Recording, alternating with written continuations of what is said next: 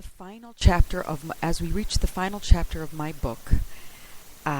This is the hardest story to tell. It's the longest story to tell, but it is absolutely the most important. In November 2007, I have to tell you the end of the story before we begin the beginning, and that is because the baby is alive. I don't want any of you to be scared and think, oh, the baby died.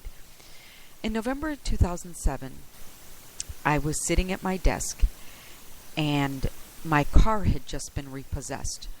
So I sat there with my telephone on one side and my Bible, and I was praying. And I remember my pastor, Pastor Otoniel Font, in Iglesia Fuente de Agua Viva in Carolina, Puerto Rico, had been saying to ask the Lord to guide your steps. And I remember specifically asking, guide my steps. And within seconds of that prayer, my neighbor started to scream. So now I'm going to tell you what happened. There was lots of intricacies.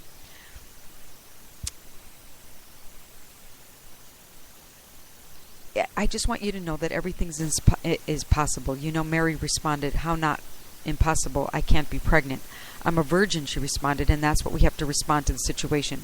Whatever type of challenge we have in front of us is just how, not that it's impossible. So today, I want to share with you a very powerful supernatural testimony that I had. It involves the God of the impossible. It is very important that you listen carefully because it really involves so many intricacies. First, my name is Mali Assad. It's an Arabic last name, and after that event that happened in 9/11, you know, my family had been receiving a lot of strife. I guess it's the best way you could say it. My husband said, you know, he asked me if I wanted to change my back to my maiden name, that I could. My son was in school and he was being harassed, and it was just a very sensitive time for all of us. And even some people were making jokes, but at that time this was not a time for joking. In my response was always where to be an ambassador for the Arabic world. The people need to learn that they can't stereotype and be prejudiced over something. It's as silly as culture, country, name, or the color of someone's skin. So the reason this is an important part of the story is that I decided to keep the person's name anonymous and to let you know that I'm a realtor, and I had this friend that found me on the internet. The family found me because of my last name. She also was from the country of Syria. Her husband found me and immediately picked up on my last name and decided, let's call them. Ironically, they ended up renting one of our own apartments, and I'm going to keep their name anonymous because I don't have their permission to share the story that needs told, that is literally powerfully and unbelievable. It happened. I'm doing this recording in 2014, so it's now 7 years ago, and today I'm struggling. Today's the 29th, and I'm like, can I do it? Should I do it another day? It drains me to even tell the story because it's so emotional. This couple came to me in business that had 2 small children, and they ended up renting the apartment right below mine. The man was in his late 40s and his wife was in her early 20s. She was a covered Muslim and she had 2 small children. The babies were 3 and 1. A covered Muslim. These women wear something over their head and sometimes over their face, although she didn't wear it over her face as part of their religion and their culture. From my own inside protect them from tempting another man. And every single time I walked to the hallway, I felt this powerful, incredible nudge in front of her door. And my heart ached, like I wanted to help her make friends. I wanted to know if she needed anything. I was told 2 things. I was told she didn't speak English, and I was told the best thing I could do for her if I ever wanted her to be happy was to leave her alone. Many people in the Arabic culture advised me that because of the lifestyle was so different than our Western way of life, that sometimes I could innocently influence her into my lifestyle that could adverse effect in hers. Example, the first time I met her, she says, oh, I want to learn how to drive. Can you help me to get a driver's license? I immediately ran up to my house and started calling driving schools, and another people told me, listen, if her husband wants her to drive, he knows where the yellow pages are. He knows how to get a driving school. So I always have this struggle inside of me. Should I knock on her door? Should I leave her alone? Tell her I just wanted to be her friend? And more than anything, I wanted her to have friends. So in essence, all I could do was really pray for her. And the Lord put on my heart one day in early of August 2007 to see if she wanted to have some friends over. So I asked her, would you like to have some friends over? And she was so happy she lit up and set a date. I invited approximately 6 or 7 ladies to the women that were mixed Christians. They were Muslims. That was young. I wanted her to older women. It was a good mix of women. We had her to the house for breakfast, and one of my Christian friends immediately went in for the nosedive, and she went immediately and said to her, do you know where you're going when you die? I was very uncomfortable because I just didn't want didn't think that it was appropriate to discuss religion in such a sensitive area, but fortunately, out of the 6 ladies that went, she made friends with one of my very good friends from church, and this woman at this time was around 19 or 20 years old. They became very good friends. You know, Americans are really busy and always on the go.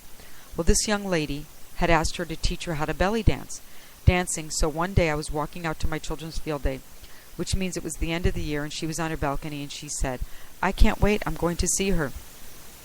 Gina Lee's coming. She wants to come and dance. We're going to have dance." And my heart literally froze, because I thought, I know we as busy culture, we always say, yeah, I'm coming, yeah, I'll see you. I'll be there at 9 or so, always on the run. And I had to go out to my children's field day, and I was saying to myself, oh my gosh, this poor lady, I hope she doesn't stand on her balcony all day. And fortunately, my husband came to meet me. As he came to meet me, he said, guess what, Gina Lee arrived. And I felt so much joy, so much peace that this woman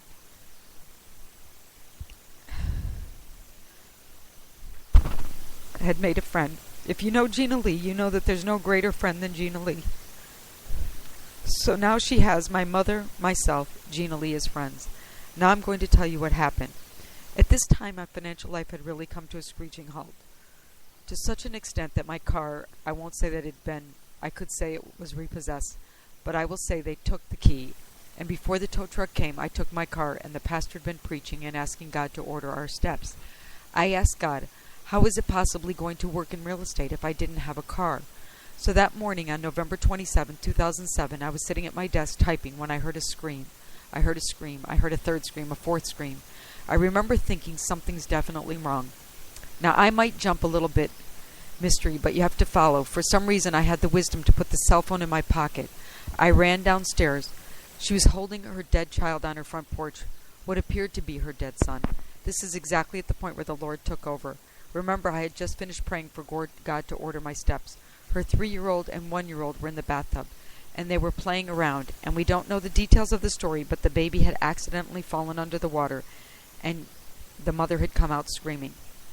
I took the baby out of her arms, not knowing what I was doing, where I was going. She was completely and entirely powerless because her 3-year-old was still in the bathtub. Also remember that she was a Muslim, and her hair was not covered, which to you and I was like standing on our balcony in our underwear. I started to run with the baby, and I was going to give you guys the full-blown testimony, even though there are many parts I don't understand. And as I was running this child in my arms, I was screaming, help, help, help, help. There was nobody. I live in a complex with 80 apartments. There wasn't a car in the parking lot. There wasn't a person. It was 1 o'clock in the afternoon. And I remember just running, remember hearing a voice having a full-blown conversation with me. It said, you're a horrible person. You're a horrible friend. Why are you running with this child? Why aren't you letting this mother grieve? For some reason, I felt like the only way I could describe it was like Fred Flintstone. I was running and my feet were moving, but my brain was telling me something else. I was 47 years old at the time. I had a 25-pound baby in my arm. I started to run. I ran a quarter of a mile screaming, help, help, help. I felt like I couldn't run another minute. My thighs hurt, my back hurt, my legs hurt, and I'm holding this child in my arms. As I look again at this child, I took a deep sigh of relief, and I just said, I can't stop. As I was screaming, the security guard in the building came over to me and said, what's the matter? What's the matter? I said, the baby. Many people don't like when I said this. I tossed her the baby. I quickly gave her the child. I was just so freaked out, grossed out, flipping hysterical. I couldn't even think of words to describe how I felt. I gave her the baby. I continued to run. I still don't even know what I was doing, where I was going. I started to run outside my building. Miraculously, one day, this will be made into a DVD. And miraculously, the gates to my building were open, and I started to run in the road and started to run through the gates.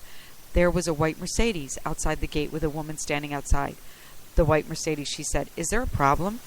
You would have thought she was a doctor. I know today she was an angel. She was dressed in a red shirt. She was very calm, and she came in. But I continued to run. I'm crossing the street. I have to be thoroughly honest. I don't know which I called first. Probably the ambulance.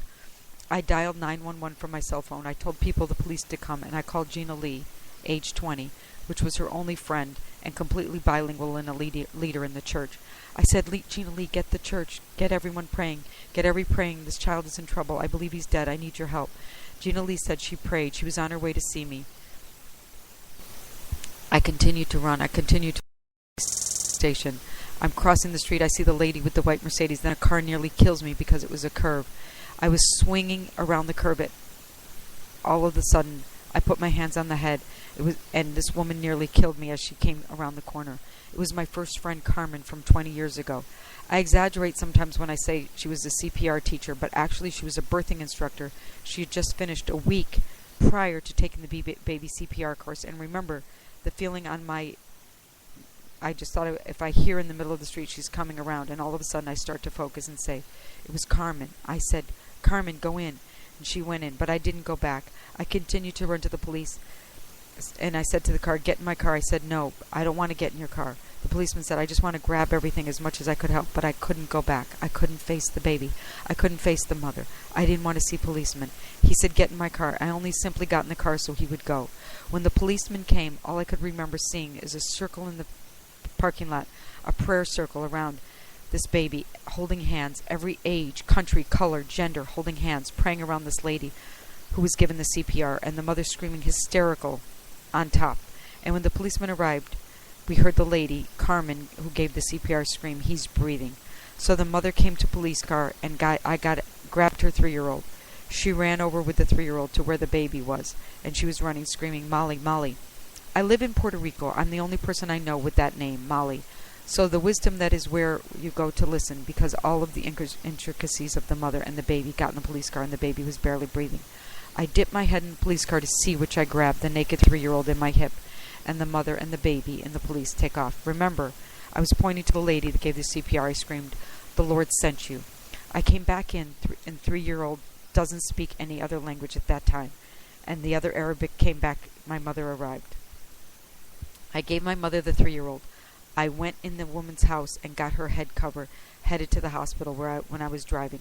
I called Gina Lee and asked her, where are you? She said, don't worry, I'm on my way, in front of the Carolina Hospital. I said, go in the hospital, that's where she is. Gina Lee entered the hospital at the right moment, just prior to my friend getting there with the baby. Once they arrived in the hospital, and the police, which is very,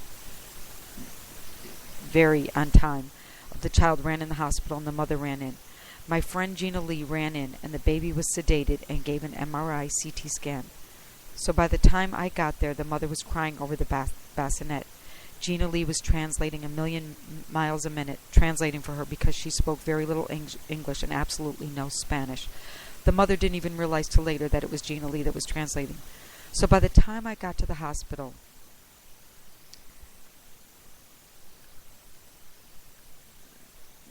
there will be many PSs. The father, for the first time ever, left his cell phone home. She told not to go in and were not sleep. The home, the Americans. She called the cell phone immediately, because her husband was the only person she knew. And when no one answered, that's when she decided to run out. So my friend Gina Lee went in the closet to try to locate her husband. The woman's husband, she was in the hospital. In those days, you couldn't use a phone in the hospital, so she was in the closet trying to locate the mother's husband. And she ended up calling someone else, Carmen's mother, to locate the husband. All I remember at the hospital was praying. We all praying. The whole emergency room was praying. All of a sudden, the baby started to have a seizure, so I ran over to the head of pediatrics. I said, hurry, hurry, come over. The baby, smiling, he will not. There was a doctor standing over the baby, smiling. He doesn't know the baby's in a coma, and the baby's breathing. We really don't know what's wrong with the baby. They had to sedate the baby, and all of a sudden, when the baby started seizure, finally, when the baby had seizure, I ran to the head of pediatrics. She came over, and this is a very pivotal part of the story. She came over to us. Remember, my friend Gina Lee in the closet, and she just saw me kind of get weak as the head of pediatrics was talking to me. The head of pediatrics said, actually, this baby is officially dead. You were able to resuscitate his heart, but the rest of his organs have already died, and he is officially dead. Well, I started to faint because the mother's looking at me and asking me, what is she saying? What is she saying? I'm just about collapsing, and Gina Lee sees me through the closet and grabs my arm and says, we have officially declared victory on this baby, and this baby's not going anywhere. So I literally went from falling apart to the injection of shock of everything is going to be okay. And all I can tell you is what happened between 2 p.m. and 6:30 when my husband arrived with her husband, was little by little a twitch and a move. It was so gradual, but everybody in the emergency room and everybody knew the story. A whole church was praying. Actually, when I was driving to the hospital, my father's assistant called. She's a Christian. She got her church the whole quickly praying for the child, and our prayers were answered by 6:30. The baby was fine, and the father and my husband walked through the doors. You see, this whole thing was not for her husband. It was only for her and I. I was so weak, physically, emotionally drained. My husband, thank God you were here because I have to go home. There's nothing left in me. I was living on a trip the next day for a business trip, but I didn't think I could sleep, eat, function. I had seen a dead baby come back to life. I was totally frazzled. So my husband said, go home, honey. Go home and relax. I was going to tell you the full version. Remember, I said to you that I was going to tell you the whole version. As I'm getting in the car, he runs out and says, Molly, I need your pants.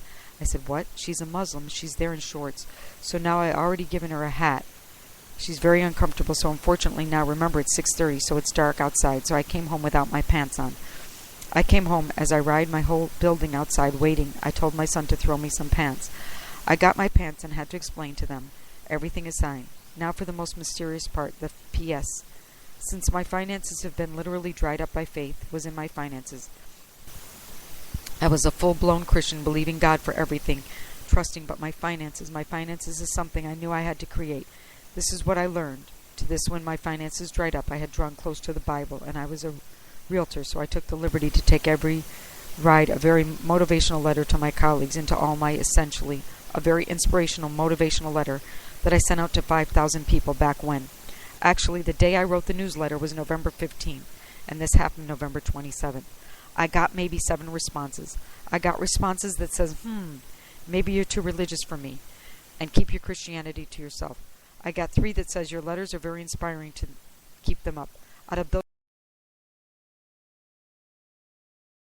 side of the island, whom I never met. So when I got home from my very long day at the hospital, I sat at my computer to check my email. I received this email from my pen pal in Humacao. Subject line, please let me know how the baby is and his mother. I thought, weird, this is a friend of mine from the other end of the island. I was the one with the red jacket. God has used us. I pray with all my heart all is well. Keep the faith, Dolly. She later told me that it was her 50th birthday and she'd been in prayer that morning asking the Lord and complaining, why is it my 50th birthday and you're making me work today? She was standing outside my building in a white Mercedes, and she told me that she had left and planned to leave several times, but there was something that kept her standing. I also came back to this email the next day I read from the woman who nearly hit me on the street. Dear Molly, let me tell you, it was the lady who was shaking him. The lady in the red shirt, I think, kept him alive till I arrived. When I got there, he was barely breathing, but he was breathing. He had a heartbeat. Even though I first saw him, I thought he was dead. Is why I couldn't give him CPR. He was breathing. His heart was beating. The only thing I did was to open his airway by tilting his head back and putting him on his side. As I did this, I opened my eyes. You know, I said, God did this things in a special way. When I work at the hospital, we took CPR courses. Most of the credits, I have a friend who teaches CPR for the Red Cross, and last month I asked her to give us the course to teach me a couple of moms. It cost us $50, but each person had the baby mannequin to practice. It makes a world of difference. When I got back to the office, I called her and thanked her and asked her to give us the course again in December. Look at this situation. The baby was surrounded by people no one knew.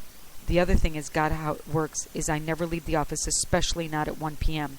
The day was great, and I kept thanking God, for I had a lot of customers, so my phone was fully charged in the morning. I had so many calls that day that my phone was about to die on me. This never happens. But I hesitated a couple of times. I told myself that in an hour I was going to go home. I needed the phone, but something kept telling me to go home. So I left even though I was expecting a client. I left a note that said I was going back at 1:20, which amazingly I did. That's where I found you, and the rest of his history. I'm glad the baby is okay. God works in mysterious ways. These were the 2 emails I came home to.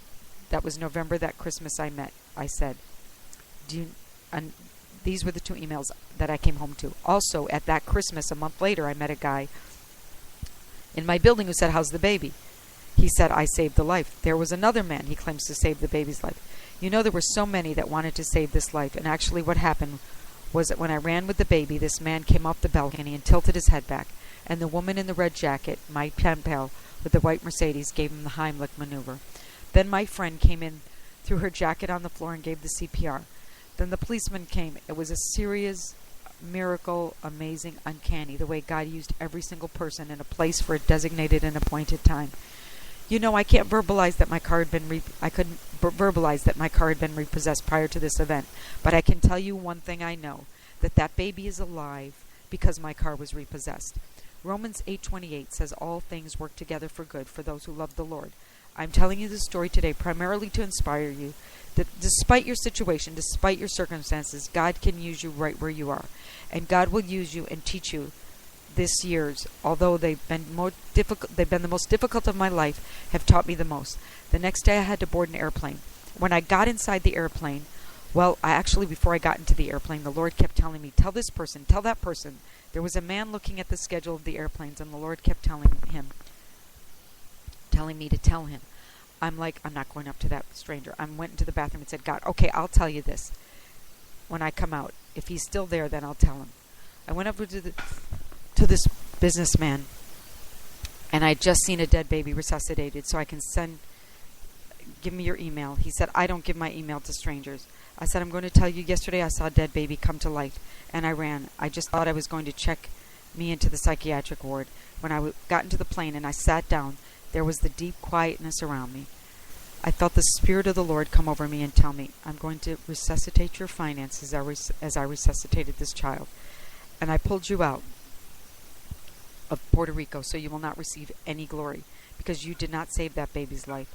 So as Mary, I too, 2 years later, still ask the Lord, I know you're going to, but how? So now I tell you about the full-blown version. We're going to move into chapter 2 of the same testimony, of how the same story restored my marriage. As I'm telling you this story, I almost put the papers down because it's a very hard part to recount. A year later, my marriage fell apart. It was August of 2008. My pastor was preaching on financial blessings, and my marriage has been restored that month. All I heard was financial blessing because that was my only problem, until my marital problem. My marital problem occurred August 19, 2008. But with kitty litter all over my house, not sleeping, not eating, crying all the time, I declare, Lord, you said that my marriage would be restored this month. You told me that my marriage will be restored this month. I had the Lord on a countdown during the interim. I had a gentleman ask me to see a house 45 minutes from my house. He had seen the video on the internet, so I knew that he wanted the house. I had to pull myself up, pull myself together, and show this house. On the morning of August 30th, I received a text message from the buyer and an email, a phone. He wanted to see the house. As I'm crying 40 minutes from my house, Lord, I give it all to you. I told me, we're going to restore my marriage. You have 24 hours. I don't know if you're aware of this, but you have 24 hours. I drove to the house. I got to the house to show the house. I had myself pretty and all together, pretty on. I was very gregarious, as you can see. I love to talk. So I told this man, what do you do for a profession? He said, I'm a mortgage broker. I didn't get much conversation from the man, but we left the doorway at the home. We started to talk under the hot sun, August 30th, 10:30. This is 1 year later. And we started talking about faith, and we were in times of faith. We had to live. He was leaning on his car. I started telling him the story of the baby and the resuscitation of the baby the year prior. He was leaning on a white Mercedes. And as I said, a white Mercedes was in the baby story. I said, like yours. He looked at me and his face and said, Laguna Gardens. He mentioned the exact name of the place where the baby thing happened. It was never on the news. It was never on the radio. It never reported. I jumped up and I said, actually I used the word leap. I leapt. I jumped out of my skin. I was so spooked at how this man knows. And he said, this was the Mercedes. His wife was in the Mercedes. This was outside the gate. She was the customer of my realtor friend from Humacao. They were in her Mercedes. And he said, this is the Mercedes. How could that car show up again in my life exactly 1 year later in the darkest moment? Told me that the Lord was there. But on the top of that, the man, my client, looked at me and said, you know something? You have everything in your life. You're in the Word of God. You're believing. You're going to church. You're declaring. The only thing lacking in your life is forgiveness. I'm telling you, I like to say I was gone, but something was gone. My entire body went hot. I asked my husband to join me in church. All the anger, hurt, everything physically left my body. We put our wedding rings back on. I'm not going to tell you that it was peaches and cream after that, but I'm telling you the Lord showed up. The key, you have to believe. You have to believe something so simple, so easy. But we in our human flesh, we only want to believe what we can see. And He calls us to believe in what we cannot see. What that man told me about forgiveness, many people ask me, what did he say? What did you do? What made him say that? When I came back on the highway, I remember I'm an hour from my house, and it's a year later, major highway in San Juan, coming in, going out, many cars. I'm looking and thinking, how did that same car come out of the middle of nowhere? If he had just said to me, you need forgiveness in your life, that would have been powerful. But to have the Mercedes that told me that God was there. So I asked the man the next day. I asked him, what did you say? What was it you said to me? I was so puzzled as I did. He said, he became very good friends. What else did you say? He said, the step of faith in action. And then he closed with me. He read Matthew 18:21. I'm going to close with leaving you in the laps to read Matthew 18:21. I can't explain what all this means. I can tell you this is a very supernatural experience that resuscitated the child and restored a marriage. And it was nothing that can be explained in our world. You may have even been lost by now. So if you're having a challenge, difficulty, just always remember, God is present. God uses all the circumstances of your life to bring you through. The key is believing. Have faith, especially in the things you cannot see.